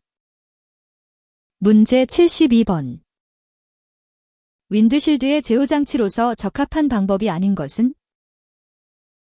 1번 화학물질을 분사하는 방법, 2번 윈도우 와이퍼를 사용하는 방법, 3번 공기로 불어내는 방법, 4번 전열기를 사용하는 방법.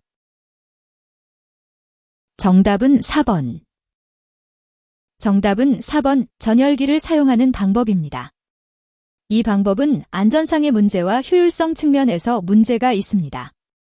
전열기는 유리 표면을 가열하여 얼음을 녹이지만 이 과정은 시간이 걸리고 비용도 많이 들며 혹한 날씨에서는 효과가 떨어질 수 있습니다.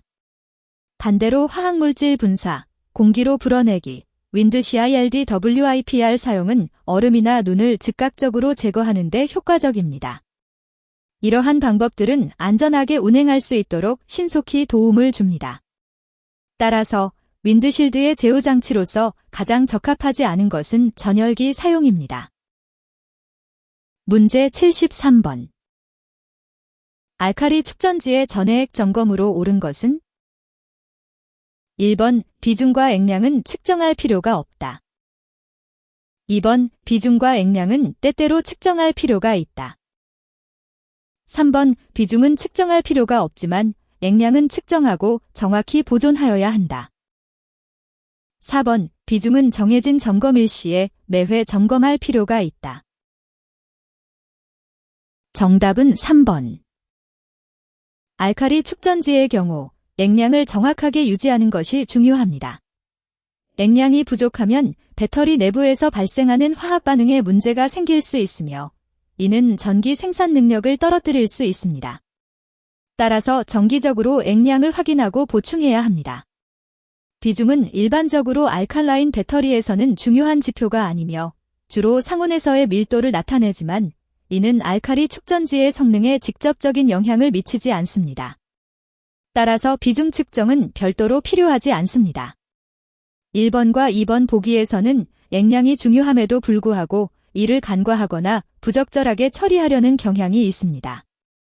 4번 보기에서는 비중 측정을 과도하게 강조하고 있어 실제 배터리 관리에 필요한 점검 항목을 잘못 이해한 것으로 보입니다.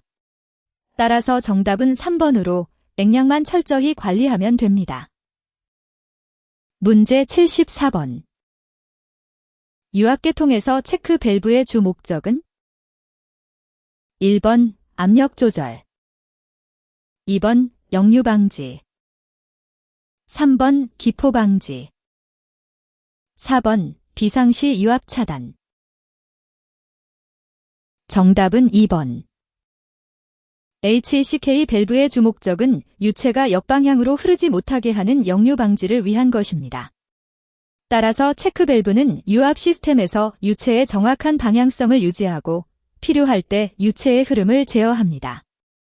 1번과 3번, 그리고 4번은 다른 기능에 해당하는 부품이 담당합니다. 압력 조절은 리프트 밸브나 압력 제한기와 같은 다른 장치가 수행하며 기포 방지는 필터나 공기 분리기가 주로 맡습니다. 비상시 유압 차단은 솔레노이드 밸브나 안전 밸브 등이 담당합니다. 따라서 체크 밸브의 주 목적은 역류를 방지하는 것입니다. 문제 75번. 20HP의 펌프를 쓰자면 몇 kW의 전동기가 필요한가? 1번 12kW, 2번 19kW, 3번 10kW, 4번 8kW. 정답은 2번. 정답은 2번인 19kW입니다. 이 문제를 해결하기 위해선 먼저 펌프가 필요한 마력을 와트로 변환한 후 효율을 고려해야 합니다. 20마력을 와트로 바꾸면 대략 14,711, 500, 80% 백슬래시 사인 19kW. 별표 12kW 별표 10kW 별표 8kW 별표. 문제 76번.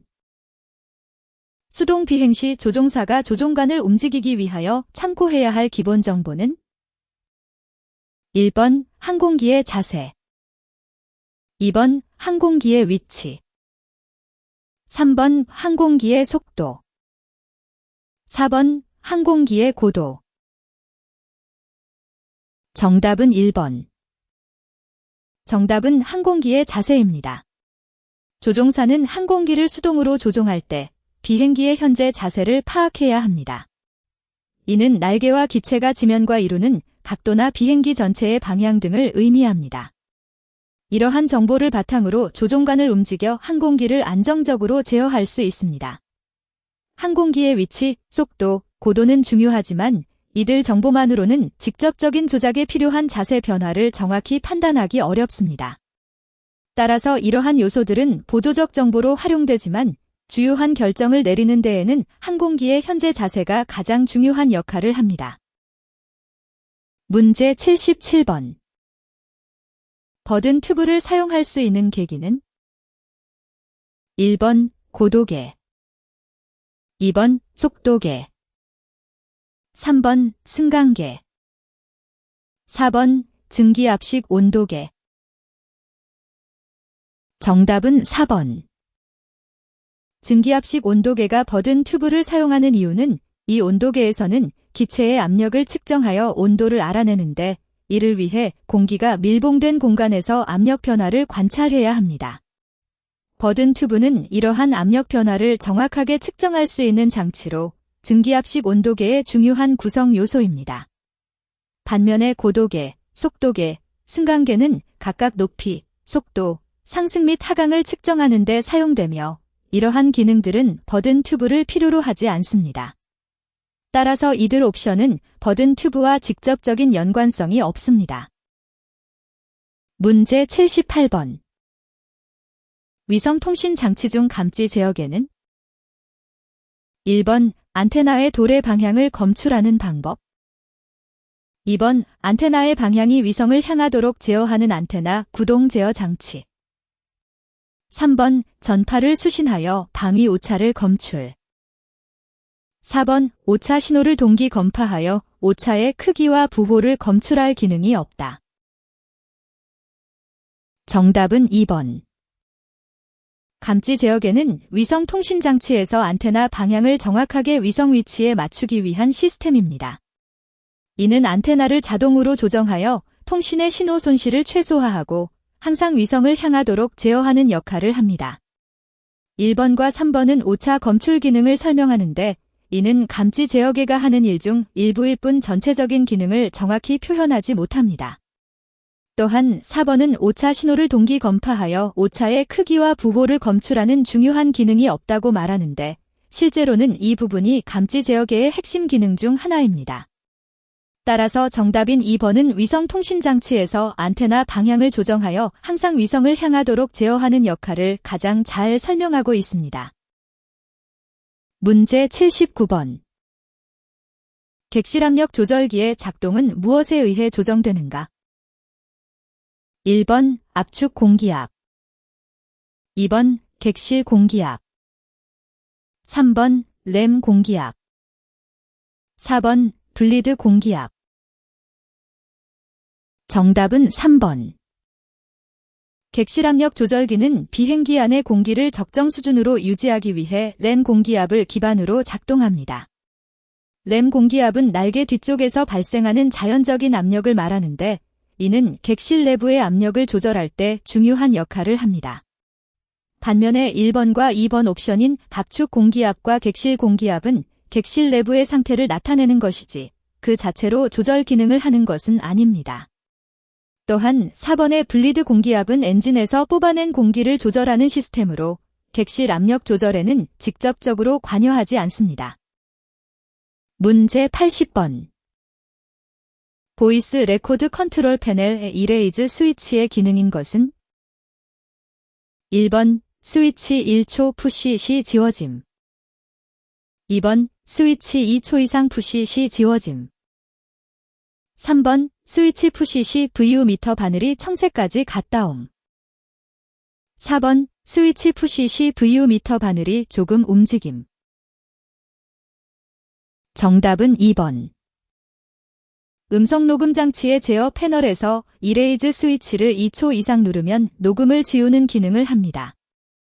이는 녹음 데이터를 완전히 삭제하기 위해 긴 시간 동안 스위치를 눌러야 안전하게 작업이 이루어지도록 설계되었습니다. 따라서 정답은 2번 스위치 2초 이상 푸시 시 지워짐입니다.